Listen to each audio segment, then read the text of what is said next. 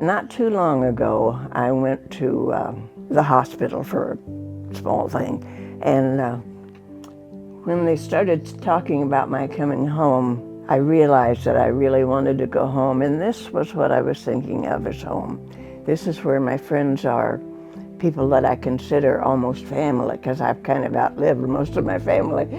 And it's kind of the place that I'm happy, that I know where to go and what to do, and it has become home for me. I think it's important for people who are listening to us, because by the time we've gotten to this age, have acquired some wisdom, and so I think it's important to both sides that they listen to us as we age.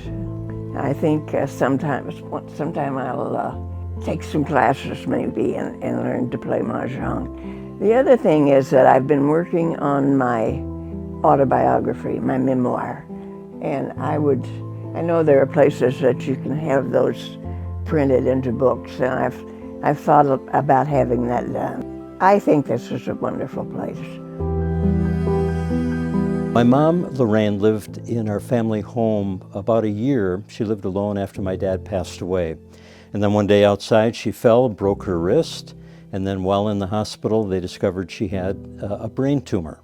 So she had surgeries on both, and then we were lucky enough to find Episcopal Homes for transitional care.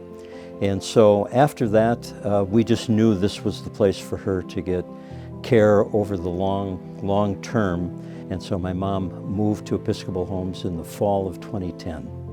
She spent almost 10 years, until 2020.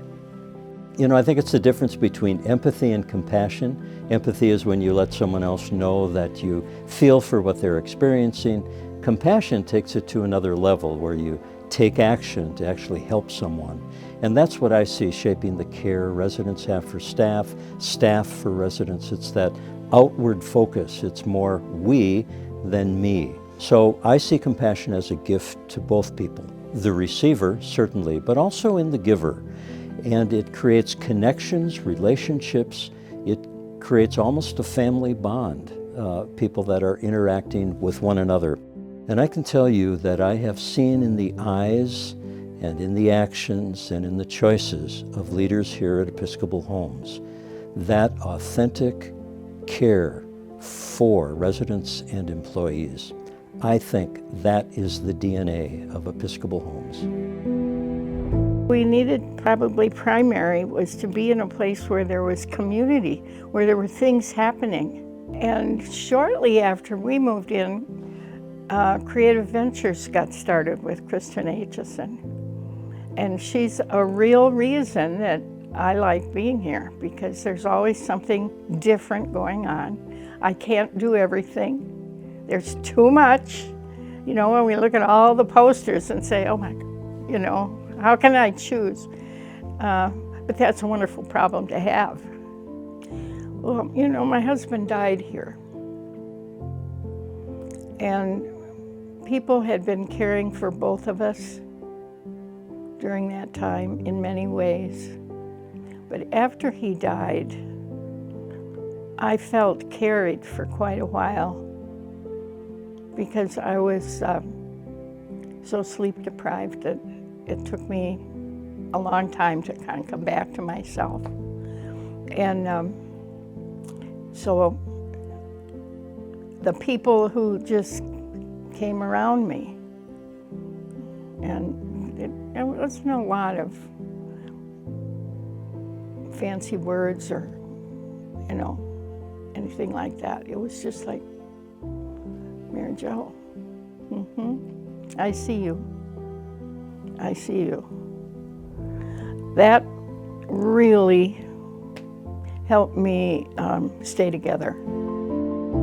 Not all of us can be that compassionate pair of hands for someone in memory care or assisted living or hospice. Yet, generosity that others offer Episcopal Homes helps sustain Episcopal Homes for years into the future. And in doing so, those supporters can also make Episcopal Homes part of their own legacy.